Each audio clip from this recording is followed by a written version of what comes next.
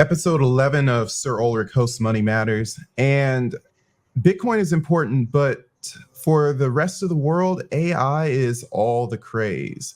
And we're very fortunate to have this guest on with me today, Charles LeSueur. And he has a unique perspective on both, in that he integrates Bitcoin with AI with his website, satsforai.com. So, Charles, I appreciate you coming on the show. How are you today? Very good. Yourself? I'm fine. I'm fine. Thank you. So the story with your connection with the show is that you met John at a meetup in Montreal. Maybe you Yes. could talk to me about how you met him and how you became acquainted with him. Yeah, sure. So I attended a Bitcoin meetup in Montreal earlier this year. I think it was probably February. And I gave a talk around the importance of open source AI, the dangers of closed source AI. And then from there, I think John approached me after that and said, we'd like to have you on the show to discuss essentially the same points that I covered during that presentation at the Bitcoin meetup. Right on. And those kind of things are important. Bitcoin isn't just Bitcoin because Bitcoin isn't important because it's a cool trade, bro. It has these properties that are that bring value to its holder, its user. And a lot of the things that you talk about your platform, Sats for AI, they bring those similar tenets that you would think that when most people first use AI, they're not even thinking about that in the first place. They see like ChatGPT, oh wow, the computer's talking to me, Mid-Journey, look at the pretty pictures. But you focus on an AI platform that features privacy, minimizing or lack of manipulation. You say unmanipulated, permissionless, and open source.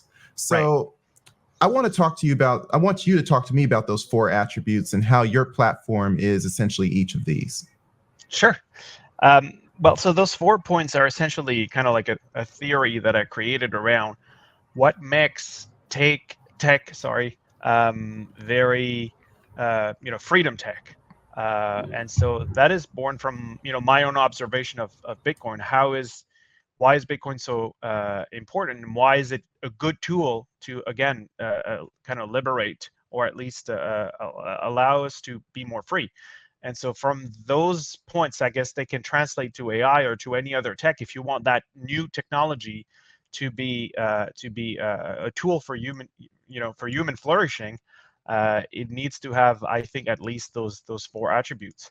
And so essentially, let me start with the first one, which makes the most sense, is permissionless. So Bitcoin's permissionless. Anyone can join the network at any given time. You don't have to log in. You don't have to create an account. You don't have to ask anything. Anyone is welcome to join at any point, no matter your age, your gender, your skin color, you name it. There's absolutely no discrimination here. But on the AI front, if you look at ChatGPT, which I'll use as my main example because that's the biggest name in AI right now. If you want to use ChatGPT, you need to log in. So the first thing you need to do is, you can't just show up and start typing prompts. They're just going to say sign in.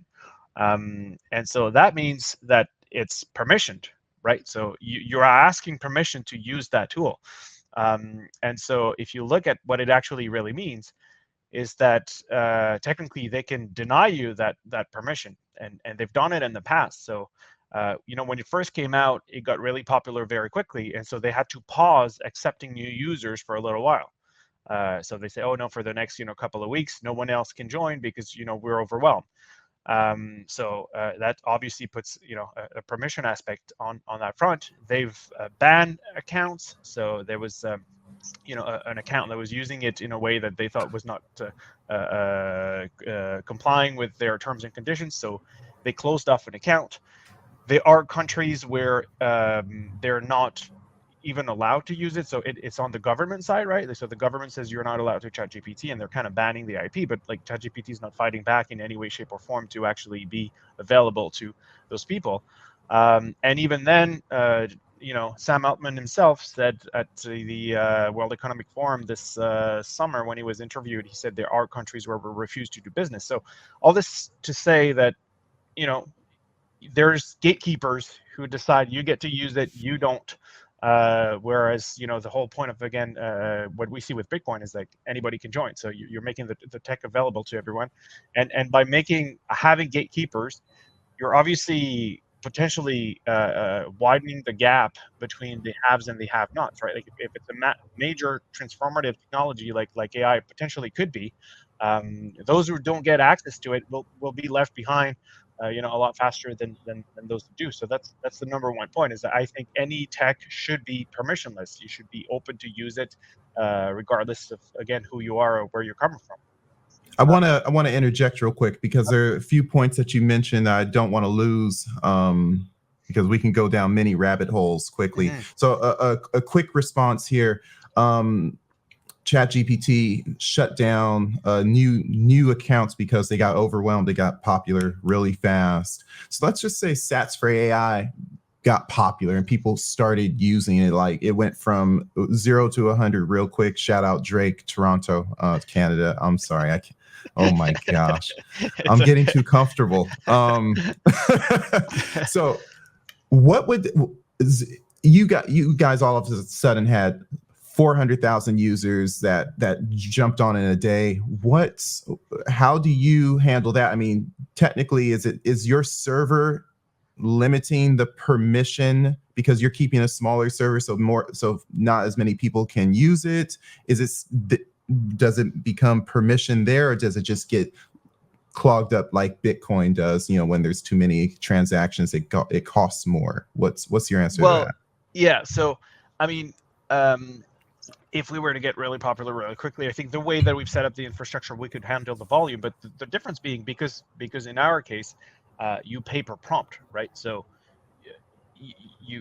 the reason, they're saying, oh, because we got so popular, the real reason behind it is because it's free. So they're not making any money on anyone. So at some point they have to shut it. It's like I'm giving away free donuts. At some point there'll be no more donuts, right? Like I'll have to like restock and whatever. If you're making people pay, you usually don't get to a point where you don't have any service left to offer. So potentially, if we got really crazy popular, we might have to increase the cost per prompt just to handle it. But I don't think we'd be facing that scenario. Again, I think they because they're free and it's costing them too much. Now they had to kind of like slow down, and at some point even even the paid version of ChatGPT, they had to pause. So that leads me to think that potentially they're not even making enough money on the paid clients. But that's that's another topic. And there's other incentives, really, yeah, because when you put out this product that's so revolutionary and so obviously valuable, and it's relatively free, you got to wonder, like, where's the value creation? Where are they getting their money's worth? Yeah. And then you start going into these backroom dealings with what are these other entities, these super powerful entities using this for. Then you start looking at walled gardens. You start looking at, like what you mentioned, like Sam Altman said, there are countries that he won't do business with. And is that more so from an ethical, like he refuses to provide this product to this country because he may not agree with what that country is doing? Like, for instance, he may say, no, ChatGPT is not going to Russia because I'm pro-Ukraine. Right. So yeah, so that could be one. That could be because he doesn't want to help a specific country. It could also be, I mean, in all transparency, the way that he was presenting it, I think it's more about when the government come to him and potentially try to pressure him into the type of results that they want to see for specific questions. At which point maybe he will not budge and say, well, that I'm not so if a government says, we don't want you to talk about anything about any content around gay people, or is being gay okay? Like, and if the government says, well, we want you to say, no, it's not okay, or you can't talk about this, maybe that's the line that he doesn't want to cross. So then now, and when we talk about, and I'm pretty sure we'll get into the manipulation part soon, because you mentioned countries looking to tailor, looking to to hijack certain narratives. And of course, you can talk about the perspective of homosexuality. You can talk about the perspective of certain religions. You can talk about perspectives of how people should view their political leaders. You know, shout out to People's Republic of China. But I want to talk about privacy before we get too much into that, because again, like the logon screen, you have to log on to that. You have to, for Discord and Midjourney, you have to log on to Discord, so they leverage that logon format to use Midjourney. Talk about the privacy for Sats for AI. Sure. Yeah. Well, let me describe a little, in more details what happens with, again, ChatGPT. So because you're logged in, you log in the first time, and then, most people don't even think about it. They just keep the tab open and they just go back and enter and type anything. And so going back to what we were saying earlier, the fact that it's free, there has to be a way to make money. And we've seen this play out in the past. When it's free, you are the product. So it turns out that your data, you actually are giving them, especially if you're using the free version, it clearly states in the terms and conditions, whatever data you type in belongs to us. We own this data, and we're free to do whatever we want with it.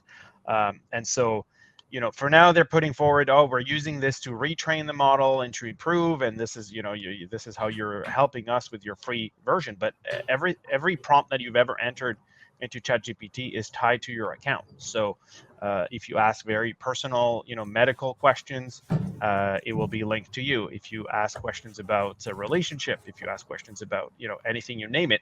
The reality is that people are using those assistants, those large language models.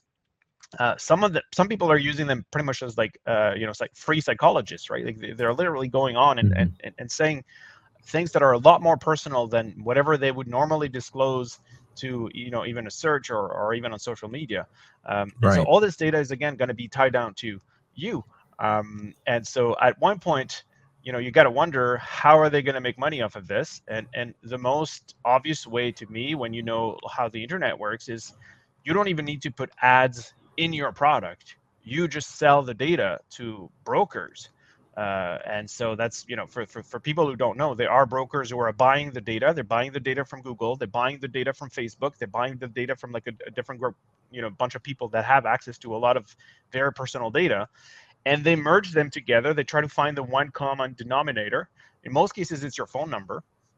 And then, they can say, well, if that data from Google has that phone number, and that data from Facebook is that phone number, and potentially that data from OpenAI, it's the same person. I can match all this data.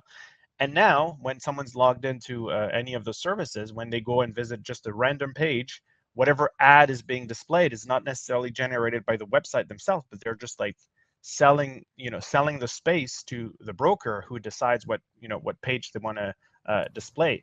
So anyways, you can imagine ads that are specifically tailored to you based on everything that you've ever said and mentioned, and the text could be specifically for you, and the image could be made specifically for you. So we're not talking like very, very powerful ads that, an ad is an ad, but like if you're looking at addiction, like people that have gambling issues, that have alcohol issues, like you would know how to trigger them, right, with that type of ad. So there's an ethical issue here. And then lastly, but not least, it becomes a honeypot, like we've seen many times before. Even if they don't have necessarily bad intentions to use your data for any way, shape, or form, the data is there for someone to potentially hack it and get access to it. And I used to say this, again, very theoretically a few months back, but now it's actually happened. It was released, I think it was about a month ago, that 225,000 OpenAI accounts were for, full in login, so username and password, were for sale on the dark web. So if you buy those logins, then you can write a script that will just log in, into those hacked accounts, and potentially you can look into the history of all the prompts that those people ever wrote, and you can have some, if you're pretty smart and you're a hacker, you can get keywords that you're looking for and find embarrassing data about those users, and then now you have their email, and you can just go back and blackmail them and say, oh, I know this about you, or if you don't pay me this, like, so all those honeypot problems that we've seen in the past could also turn out here. So to answer your And your, not your only question, that, and also when I think about that there's this repository of information that's tied to a certain address, likely an email, and that email is unique to one person. If they can tie that email to a phone number, then they meaning potential 3 letters of federal agencies, executive right? branch agencies, can come in and do all types of investigation or things that are maybe borderline outside of what's generally lawful. Like if they have I mean, we've seen it already with Facebook. Like the FBI has leveraged Facebook as an informant on the population. And so I just see the next generation of that when ChatGPT, when large language models are ubiquitous and everyone's using them, then the government comes in and uses the large language models as a form of surveillance, and that's a very scary thought, because a lot of people think about when I talk to people in my normal everyday, it's like, oh, you mentioned the ads tailored to people, and it's like, this person that doesn't have a drinking problem, kind of like a general NPC. It's like, oh, I kind of like ads, I want to know that I should buy that because they know me. It's like but the idea that on the other side of the spectrum, that the surveillance, the information can be used for nefarious and efficient reasons. You have to look at it on both sides of the coin. Yeah, absolutely. So that actually kind of nicely translates to my fourth point. So again, we've said permissionless and privacy are two things that are very key for tech to be freedom. But then there's censorship resistance, which again is an attribute to Bitcoin. But so going to what you were saying is like how, if everything is centralized and you have you have one company, let's just say ChatGPT, but potentially even if you have 4 or 5, like it's very easy. We've seen it with the Twitter files where the government just goes through those few doors and says, this is the answer. When someone asks this question, this is the answer that I want you to give generally. And I mean, even Jack Dorsey, who's from what I could tell is a pretty hardcore Bitcoiner and freedom defensor. He had to budget, right? Like they come to your door. You're an American company. They come to your door and they say, this is it. We want to be in. We want to see everything that's happening in Twitter. He had no choice but to accept, right? Like this is why Satoshi's disappearance is such a blessing, right? But again, here in the case for AI or ChatGPT, you don't see this. If they go to Sam Altman and they say, we want you to give this answer, and I don't know how far they push it. Do they just say this is it, or we do we audit your taxes all the time to get you crazy, or we start pushing other avenues where we're going to find certain stuff on your computer that's going to be very, very embarrassing, like you name it.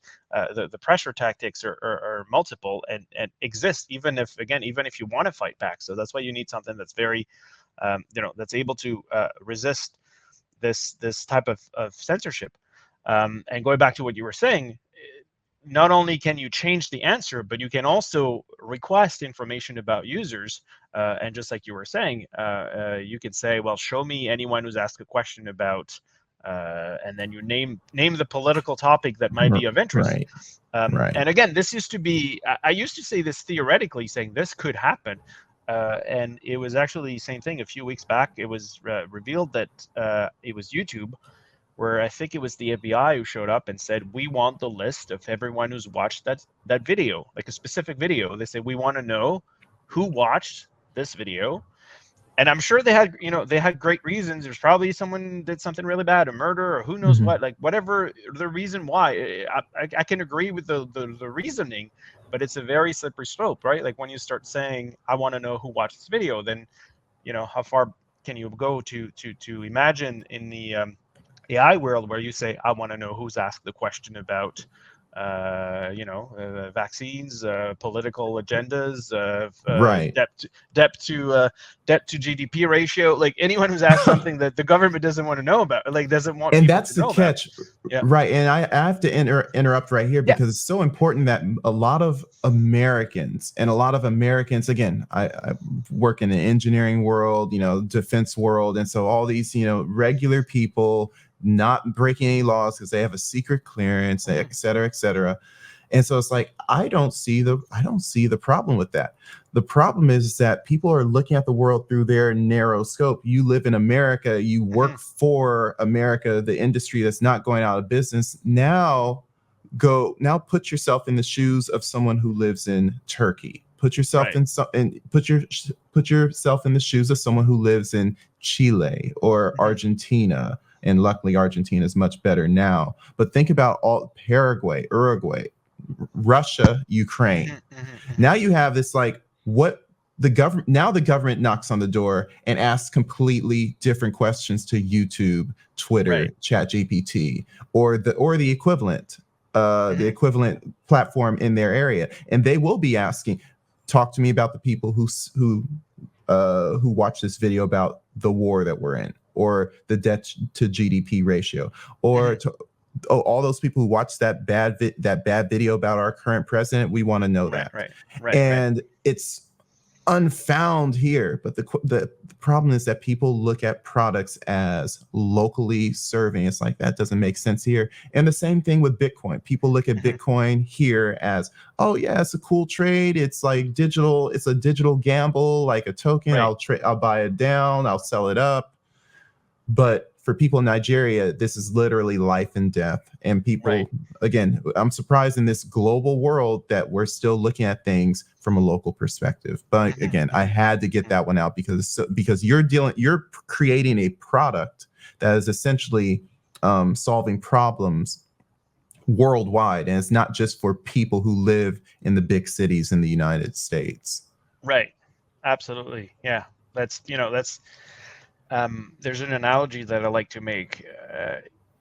The systems was not broken, was broken, but not, it was still kind of functioning decently enough, the money system for the developed world, right? So it's hard to see at first why, like, what's the value if you have a decent, again, banking system. Most people are banked. Like, it's hard to say, oh, why do I need Bitcoin?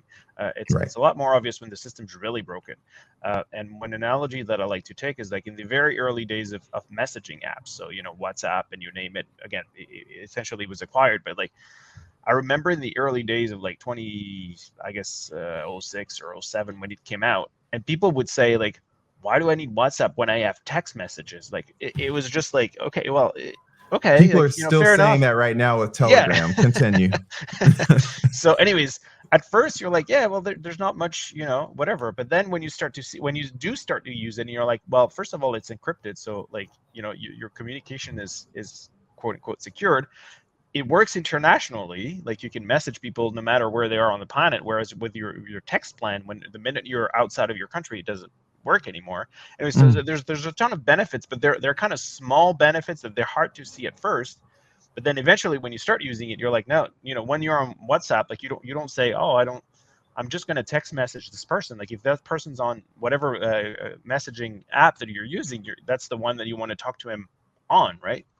And I see the same thing with Bitcoin, which is like, at first it's hard to explain to people, like encryption and like international payments and all this stuff. But then the minute you start using it, then you see the benefits, and there's no going back. Like that's the only way you want to interact with people on a monetary level after that. Oh my gosh. Yeah. I mean, the equation between Bitcoin as an international borderless money and with the idea that, well, why do I need Bitcoin? My dollars work fine. I see so much more international growth, so much more. And when I say international, I don't even mean, just the United States, Canada, United States. We're the West, essentially. The West is so cushy because like everything they need is in their jurisdiction. And then I see so much more growth in the oppressed regions, the compromised regions, where it's like people are in need of ways to get value from one place or another. People are in need to get communication from one place or another to another. And these countries are smaller sometimes, so it's only a few hundred miles, but it could be multiple thousands. But the catch is these other places get it, and I just feel like I'm fearful that these other regions are going to leapfrog, the West. But then I think back, I'm like, I don't really care, because I have my Bitcoin. I have my secured encrypted messaging services, Signal, Right. Telegram. There are some Yeah. better ones that we could apply if there's, if we Hmm. need to. But it's like, it's a shame that people have gotten so comfortable with these government and these big tech services that they don't continually look at what's happening next. And those people are going to get essentially left behind or become victimized by a very intrusive and unethical AI system. And Hmm. I kind of wanted to talk to some more fundamental things about AI before we lose time. I know I'm looking at this clock. Sure. We have another 30 minutes left, but I'm like, I already know you're coming on again because this Hmm. topic is never going to end. There was Right. something that I read on May 18th, and it was Okay.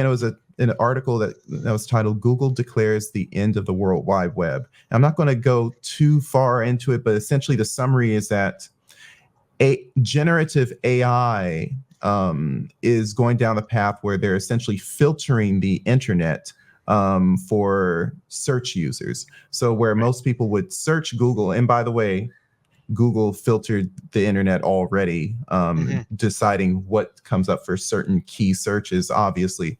But when I when I think about it, it's like now you take another layer. You have a generic internet search engine, and now you have AI. It's like, here's what you should use for your search with all my baked in biases for my AI engine.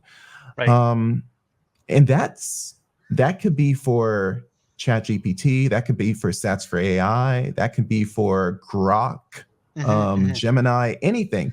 So how do we work around this dynamic where AI will will filter the way we use the internet on another layer and still get, you know, unabridged, uninfluenced data back to the end user? Right. Well, that's obviously a very difficult question to answer. But if I could point to some of the directions that I see, first of all, the last thing we want is a monopoly, like we've seen so many times in tech before. Google search, Google became the word. Like it was no longer do an online search; it was just Google it, right? So having one company in charge like makes it obviously even more censorship friendly or easy to manipulate, and then it becomes the truth, right? Like whatever ChatGPT says becomes the truth in the people's mind. That's the very tricky part. So we need multiple AIs and LLMs and people to kind of find the ones they like. But what I'm really advocating here is open source AI, right? So having a lot of different models, different people, different opinions, and having that choice of different models will kind of like slow down the pace at which there's only one voice for truth. So that's the one key advice is like, do not give your data or give your money to one company, one kind of leading big tech company. As much as possible, try to use open source models. You can download them locally, run them locally. There's a few services online. We are one of them. I don't want to become the only AI platform. I just want to be one of the one of the things in the toolbox where it's easy, it's less tech savvy. You just go to the website, you enter your prompt, you pay in sats, and you get your data without logging or any way. But again, if you want to run it locally, there's other services that are out there. So that's one. Again, not having a monopoly will be one of the ways that we can protect from this. The other thing is we have to be smart in how we use it. And so, my thing is, again, it's a free market. So if Google tomorrow turns on that there's no longer search results, you enter whatever, and they will just give you a text, and you don't even know where the text is coming from, and it's just kind of pushing this results. And if we don't like it, and everybody switches to Bing or whatever other search model out there, Google will revert back very, very quickly, very shortly.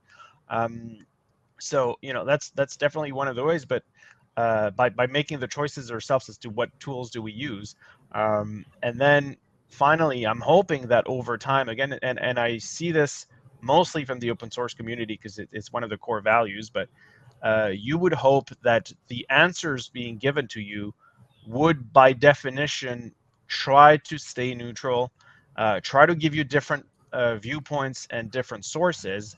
And even if you say, is Bitcoin good, you would get an answer that would say, well, I looked, I based on those sources, here's the good thing of Bitcoin, here's the bad thing of Bitcoin, or whatever, like trying to, again, mitigate and give you the two different opinions about it. And then you make your own, and then you can follow up questions and say, okay, you told me this was bad about it, but why exactly? And you can kind of dive deeper into specific topics and learn more and make your own opinion.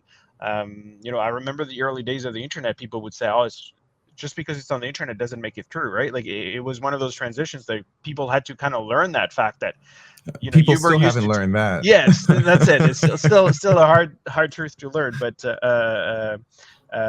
it was, it took a while, but eventually most people got it, that it was easy to make a website, and anybody could make a website and start writing anything, and then it doesn't make it true. And be the same thing here with AI. I think having a model telling you one thing doesn't necessarily make it true. You need to look at different sources. You need to push for, kind of push back, and ideally the model would be created with that in mind, which is trying to stay on balance and give you different viewpoints, and you make your own decision as a human in the end. You don't just take for granted whatever the answer the model gave you, because there's a very, to this day, and hopefully it's one of those things that might improve, but those models are very, very prone to hallucinations. They will hallucinations. Hallucinations. That's how they're called. So essentially, it's when they go on tangents and they just like start saying things that are not true or that make no sense. And you have to understand how they actually work. So those large language models, the way they work is they try to predict what is the most likely word that comes up next after the first word that it wrote, based on the training data and based on the context of whatever you've given them as information a little earlier. So, if I could take a quick example, if I say, I saw a blue, the word, car or shirt is a lot more likely than a blue cat. So that's how the model works. It just says the last word, the sentence started like this, the context of the conversation is whatever, what is the most likely next word? And so it just goes on and try to predict like what's the best next word. And so once it gets off and it starts on the wrong tangent, there's no stopping. Like it just continues in that crazy tangent and just says like whatever word is the most likely, without necessarily fully trusting or verifying, is this information actually really true? And I realized this very, very early on when I started testing it. I'm being in Canada, I'm not from Canada, but I've lived in Canada. And the reason I moved to Canada was because I'm a big hockey guy. And where are you from? I'm actually from France. France. Yeah. Oh, so that's why you're in French Canada. But right. It's so funny because I still hear how long have you been in Canada? About 20 years now. So okay, yeah, because I hear the Canadian, but not like full like John, or Hurley, who I work with SWAN. It's like, oh yeah, I heard Canada right away. But you're like, oh, it's a weird Canada. I'm sorry. Yeah, no problem. Yeah. So, anyways, when it first came out, I would ask a lot of hockey questions because I like business and I like hockey, so I like the business side of hockey, right? So I would say, oh, tell me what's the average age of the last 10 Stanley Cup winners, like just to see, is there a trend? Is the league really getting younger, as people are saying? Or anyways, so just try to get this data. And like very quickly, when you start to ask questions to which I could tell if the answer was true or not, and very quickly you realize like, oh, hold on a second, like you're giving me data, but like where's this data coming from? And when you would ask, like you would say, like sometimes for again, over the last 10 years of the Stanley Cup winners, like when I asked for their data, sometimes he would only have the age for 2 players and he would still give me an average. And I'm like, it doesn't make it, like the sample's biased, right? And they would apologize. Yeah, when you point it, it's like, oh, I'm sorry. Like, but even, I would ask for players about their contract and their history and say, oh, tell me about this player and like where did he sign when and for how much. And then I would see, like they said, this guy played for the Rangers. And I'm like, I know for a fact this guy never played for the Rangers. Like it was just like absolutely not. So again, it just goes off tangents and it just says like, oh, this guy played for, and what's the most likely word based on the training data. Right. In the training data around hockey, the New York Rangers came up a lot. So then out comes the Right. next word, New York Rangers, Mm. and off it goes. So you just like at this point, you really can't really trust it. You still have to have your own expertise in whatever you're writing, and Interesting. proofread it to make sure like does this actually really really make sense. Over time, it's one of the things that might improve, but who knows? I gotta cut you off. Because Okay. before I forget my story, because it's so similar, and then we want to talk. You're coming on again for sure. No problem. So I just finished a video. First of all, as much as you like hockey, like I have tried to use AI to to try to build out understanding and analysis for basketball. And so Okay. I'm actually big on the stat win shares in basketball, and it comes from baseball. It's leveraged in basketball. I'm not sure if it can be applied to hockey, but I'm looking for this large set of data, and I know if where Patrick Ewing played, or how good he was in 1989 versus 1995. Right, and I right, could right. see it's like, and very quickly I found out, ChatGPT just isn't ready for NBA stats, because I could just go to basketballreference.com and just go pull it manually and go ask my friend to help me do some sort of SQL query or Python code to try to pull the data I need.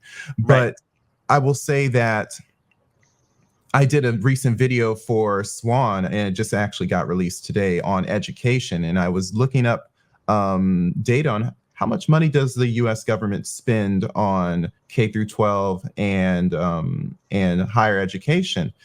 And I had the page that they reference. I had the report that they reference, but they told me a completely different number, and it was extremely high. And I'm like, that sounds a little high. Where did you get that number from? I tried to ask, like, where did you get that number from? They said, oh, I'm sorry, I didn't mean to say that number. I meant to say this. And then they corrected it.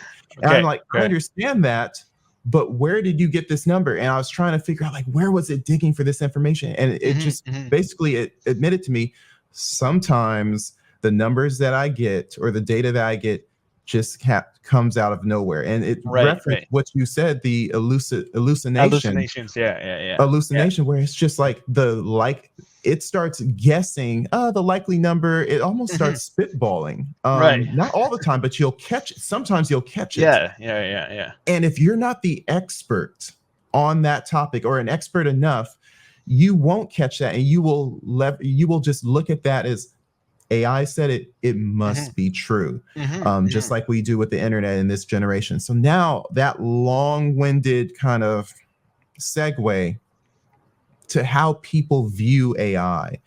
It's people view it as a form of people view it in a fearful way, like they viewed electricity 120 years ago. They thought, cartoons with people being hung up by the wires and being shocked to death. And it's like, use candles, right? It's like cars, same thing. Bitcoin, the same thing, with Elizabeth Warren. It's it's a form of money laundering, when we know we money launder dollars and fiat way more. My thing is the AI tool. Obviously, we've proven that you need to be an expert at it to have checks and balances. But there are some things that AI can just cleanly cover, and it's like Rosie the robot from the Jetsons. It's like, I got this. What are the things that AI can do confidently without, you can push a button and just leave it alone, versus the things that, like, obviously it can't do hockey and basketball stats too well, but what are the things that you need to be cautious about it? And I guess the high end of the spectrum is, you wouldn't want AI coding Bitcoin Core. But what would you want AI to handle almost autonomously? Well, that's a very good question. I think there's an interesting way to look at how it evolved over time. And if you think about it, it's really good at things that as humans we only started doing recently. So it's good at chess, it's good at Go, it's good at those things where we're trying to think, but it's only been a few quote unquote 100 years that that, or few centuries that we've been doing those things. On the other hand, using actually our hand and the opposing thumb and manipulating things, this as humans we've been doing for hundreds of thousands of years, right? So interestingly enough, AI is really good at those things that are kind of new to humans. It's good. It's easily better than us. But manipulating, again, delicate things, it's still having very much of a hard time. And like recently, we were all in the AI world fascinated by seeing some robots like able to like grab eggs without breaking them, and then actually really breaking them over the pan to cook it. And it was like, one of those moments where like, oh, finally. But like to us as humans, like grabbing an egg is like, my 5-year-old can grab an egg and break it over the pan. Like, but those things again are very much in our DNA, right? So it has a hard time catching up with things that we are actually extremely good at after, again, thousands of years of evolution to do. Those things are still hard for quote unquote AI.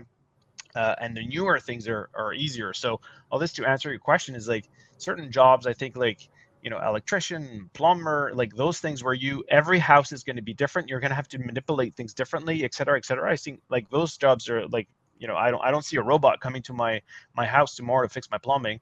That's going to be way, far out. Whereas things like, lawyers and I'm not saying lawyers are going to disappear, but like it can help them a lot more in their day-to-day job. So, what do I like to see? First of all, I think we need to keep a human in the loop pretty much all the time to make the final decision. It can help you, it can assist you, it can guide you, it can, give you reference, give you sources, explain the reasoning. But as humans, you always want someone kind of like to make the final decision. And that's where, I hope it goes. It just makes you, it's a tool. It makes you more efficient and more productive, but you still want the the human to make the final decision. And even as humans, like that's what we want human interaction, right? Like I wouldn't want to talk to a fake, deep fake doctor on a screen telling me I have cancer, even if it's in the best, most sympathetic way, with the most accurate medical history behind it.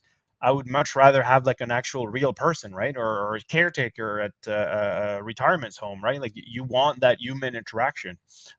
So I think this is where we will want that, and we will always prefer that compared to kind of like fake robot interaction. Yeah, I mean, when you think about, the 5-star hotels, the concierge, versus Airbnb, I was booking my trip to Nashville for the Bitcoin conference. Yeah. Are you going? No, I'm not. No? Not this year. No, okay. No. Right. But you were at the Canadian conference. I was at the Canadian conference. Yeah, last right weekend. On. Yeah. Right on. I'm going to be there next year. But nice. Thinking about the value proposition of Airbnb in Nashville versus a hotel, and some places are different. Hawaii, Airbnb may be nice. If you go to Las Vegas, you probably want to be at the hotel. It's that attraction. And for Nashville, I was like, okay, for sure, I'm going to be in downtown and do an Airbnb. But then I started thinking, oh, the value proposition of that versus this hotel and the Airbnbs, they kind of looked a little, and this hotel, wow, it's so beautiful. And you have that concierge, because the Airbnbs, I did the research and I was talking to my friends about it. The Airbnbs are essentially hotels without service. Yeah, because they're in these buildings in the middle of the city, and they've basically been refactored to be lodging for people. And they've been converted to essentially big stack Airbnbs. Well, it's like, if I'm going to stay in a big stack, if I want to stay in Airbnb, I want it to be more home-like. But if I'm going to stay at a big tall building, I might as well have a hotel, because when you go downstairs, there'll be someone to help you navigate. You want to go there. This is this. Oh, here's the check-in. You want to have that receipt looking. I hope you enjoyed your stay. Those are the kind of things that I think will never actually go away, because it's all about the human experience. There is some value to that. Just like there's value when you know, like Bitcoin solves, oh well, I can store my value in gold. Yeah, Mhm. I can store, and I can also store my value in dollars. But the idea that Bitcoin doesn't need to, it takes away from that, takes the overhead away, so you can just get down to what money is, the pure value storage and pure value exchange. And that's what money always should have been. But Mhm. of course, we needed these overseers, we needed these intermediaries to take away the actual value of pure money. And Bitcoin brings us back to pure money. Right. So it's almost the opposite with AI. AI may give you a pure product, but at the end of the day, we want that product plus a smile on our face. Mhm. Mhm. Um, I want to know, how do you, I mean, again, I went to engineer. I got engineering degree in college, computer Okay. engineering. I went to Right. got a master's in business, so I drifted away from engineering. Mhm. But my current job is very high level abstractions, kind of like modeling the concepts before coders go into code. Okay. My and so it's like almost like a system architect. How the hell did you get into AI development? What was your background? And because they weren't teaching in college, they're Right. still barely teaching in college right now. Yeah. Yeah. You Yeah. talk to me about your background, saying, you know what, I'm going to go down this path that's revolutionary, that no one's touching. I'm going to build my own system. I mean, what an accomplishment. Talk to me about those steps to getting where you are today. Right. So my background, like from an educational standpoint, is business. So I did a Bachelor of Commerce. I did an MBA. So that's what I was taught. Interestingly enough, everything I was taught in the MBA is pretty much the opposite of what I'm doing today in the startup world. But so that's the kind of, again, official formal background. But from there, I've always had like an entrepreneurial spirit. I like to build things. I like to create value. That's what I, kind of realized not too long ago, is like my obsession is the magic of creating value, being able to, for turning someone's perception of whatever you're making into more value than it's costing you to make. There's a magic moment, at that point where someone says, oh well, in their eyes this is worth more than whatever it cost me to make, and so therefore they're willing to pay for it. I'm still, still amazed by it. And when I looked at sats for AI, and I see, people coming in and paying and sending sats to me, like, again, they're very, it's 21 sats per prompt. It's not a major amount, but to me this is magical. I've made this and people see value and they are willing to pay for it. Anyway, so going back on the journey, um, I've, started companies before, tried things. I like to understand how things work. So I've always been like a little bit of a hacker on the side, trying to, you know, disassemble, reassemble, understand how things work. And so that kind of what pushed me to AI, the tech side, the productivity, the potential. That was actually 7 years ago when I started. And so all of this technical side of AI, I've actually self-taught with YouTube pages, people talking, describing, blog posts, courses online, like everything you name it that I would need to make whatever I was trying to make at the time. And that's why I'm such a big proponent for open source, is that people just bringing value and teaching you and helping you learn and growing and making something slightly different, and then you go and you give that tool back to the community. I think this is how we accomplish human flourishing. And if you think about it from a medical standpoint, that's how a lot of the major improvements in the medical field have been made over the last few hundred years.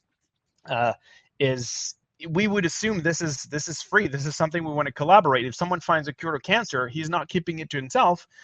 He's not keeping it to his country. He's sharing it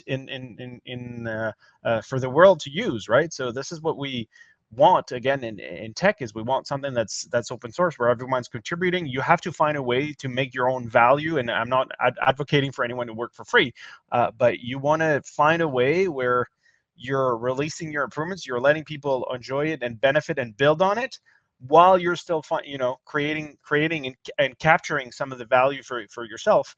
And I think this is the way forward.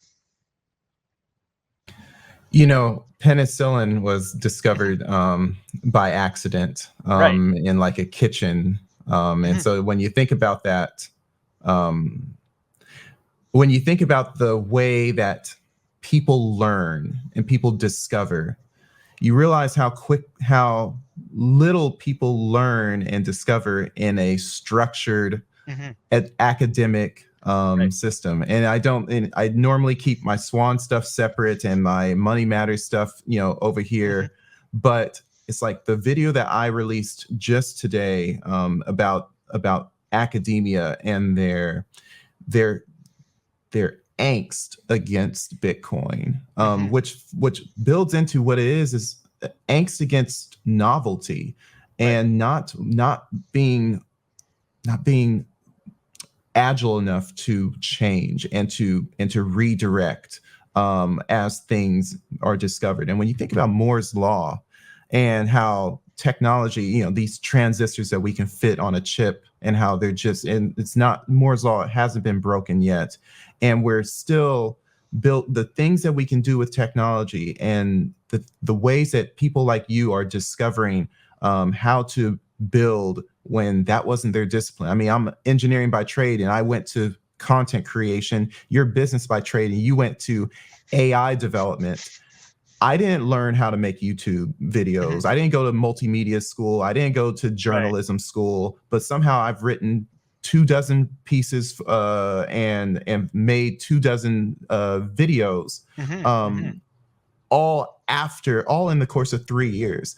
Right. Academia is essentially, you would think, like, for the most part, they're holding people back. And because they're not able to adapt, they think, well, everything that's in our world, we're going to keep things comfortable for us. And I feel like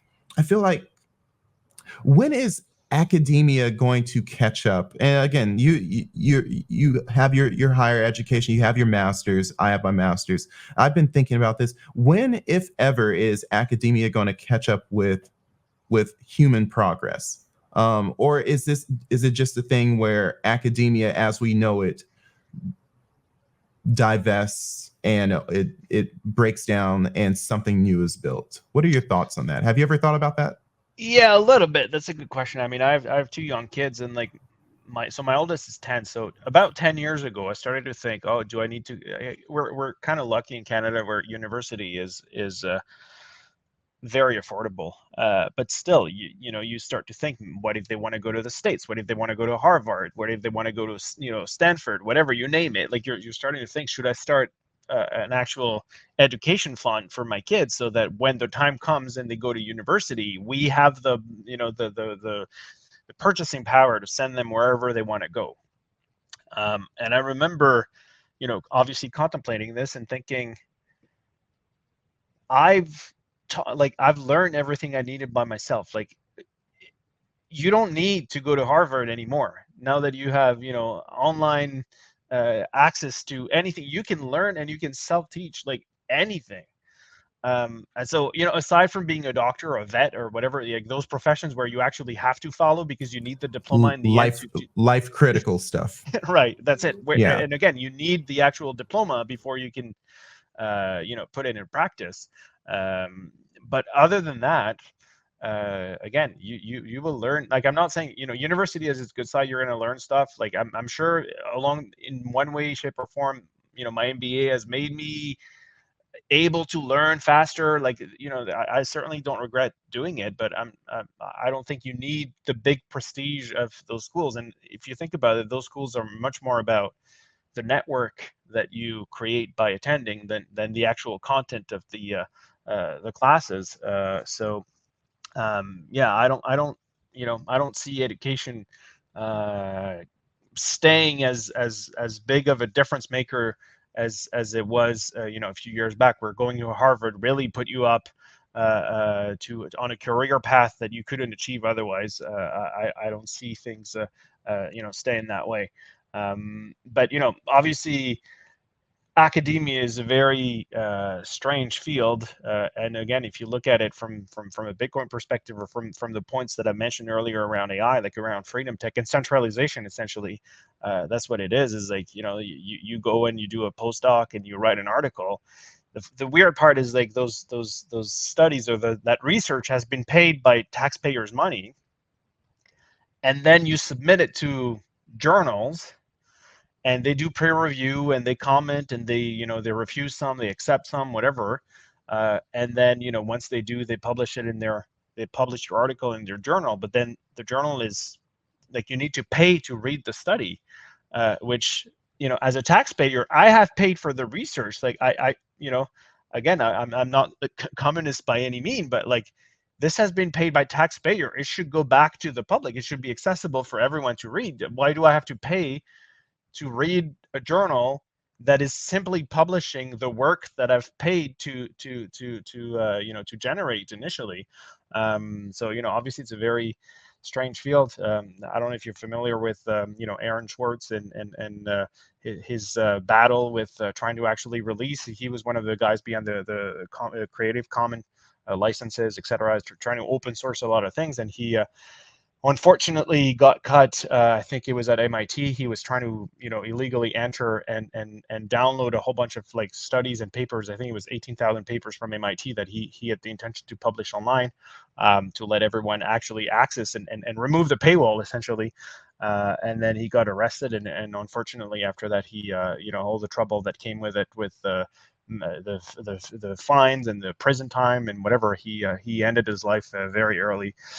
He was in his 20s, and he was one of those genius prodigy guys that unfortunately got taken too soon. Anyways, it's an all other topic, but it's something that I certainly agree with a lot of the things that he was trying to do. And again, I think whatever human creation and research and knowledge should be much more accessible than it is today.